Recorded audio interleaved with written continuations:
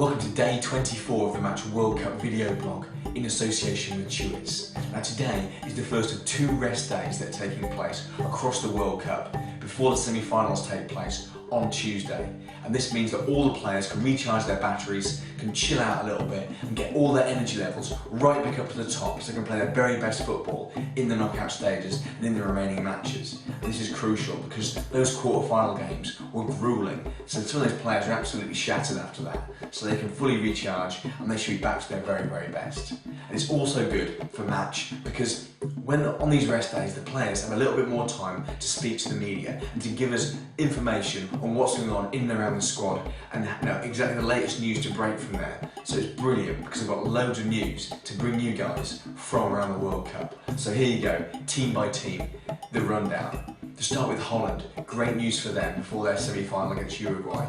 Robin van Persie, who's obviously a key striker, and also Joris Matthijssen, who's one of the most important defenders. They're both looking like they'll be fit after having a few tests today and also going through some light training. And they're looking good, ready to play in that key semi-final. On the other side of things, for Uruguay, a little bit of mixed news for them. Diego Godin, who's I think probably their most important defender, he's been good in this tournament and he's back in training. He looks like he's going to be fit for the semi-final. However, bad news on the other side is that Ladero, midfielder, has been ruled out for the whole tournament, and Lugano, who is their captain, he's a big doubt as well. He's almost certainly going to miss the game. So they're going to have to make up for a little bit of that by bringing a few different options in who maybe haven't played yet, so it could be a bit interesting for them. Luis Suarez, their striker, he's of course suspended for the game. Following that, a little bit of handball, a little bit of goalkeeper impersonating on the line. And it shouldn't really be saying, going too deep into this because I'm supposed to be a completely impartial journalist, but I'm really glad that he's been suspended because that was cheating and there's no place for that in the World Cup. So he's missing this game and that's been confirmed by FIFA. In the other semi-final, Spain versus Germany, the news coming out of the Spain camp from Vicente Del Bosque, the manager, he's saying that Torres could well be dropped for the game. Now this is huge. It's huge because obviously he's a massive star and he's not playing his best football at the moment, but he's still a massive star and a fantastic striker on his day.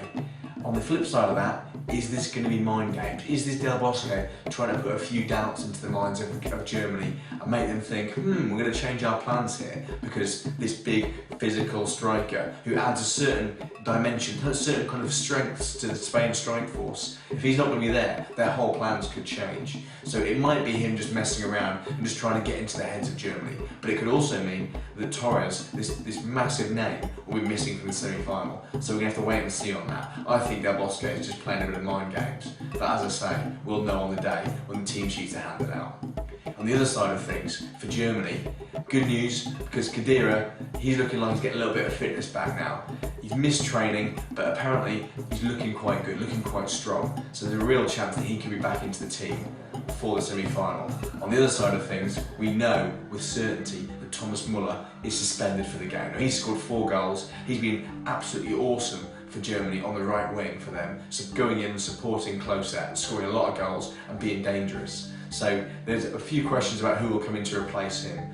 Possibly it'll be a shift around in system and formation, or maybe it'll be the young Marco Marin, who's very exciting, or maybe Trichalski coming in to fill that position. We're going to have to wait and see. Anyway, that's the full roundup of the news from the World Cup. There's a little bit from outside it, but also linked in with the World Cup, and that's that Steven Gerrard has said today that goal line technology must come in and be a part of the game. And this is obviously following Frank Lampard's goal being ruled out in the key game against Germany. Now, it's a bit funny this because I spoke to David James right after the final whistle. We had a long talk about this, and he said he's always been against goal line technology, and what happened on the day didn't change that for him because he just thought the referee and assistant referee had made a massive mistake. It was their job to see what was going on, to see the ball across the line, and it was so obvious that every person on the pitch, he said in the entire stadium, only 2 people didn't see what had happened, and that was the referee and the assistant referee. So, because of that, he says it wouldn't make a difference having the goal line technology. The key thing is the officials need to be better. So there's a bit of a disagreement between the two of them there, but either way, Gerrard is dead certain that by the next World Cup, goal line technology must be in. So we have to watch this space and see what happens around FIFA and the rule makers in the game. Okay, that's the end of a Match World Cup video blog in association with Chewits for today. But tomorrow, the news is going to start ramping up even further in build up to that first semi-final of Holland against Uruguay. So all the news from that and all of the latest from around the World Cup, I'll be bringing you in the blog. So I'll see you then. Laters.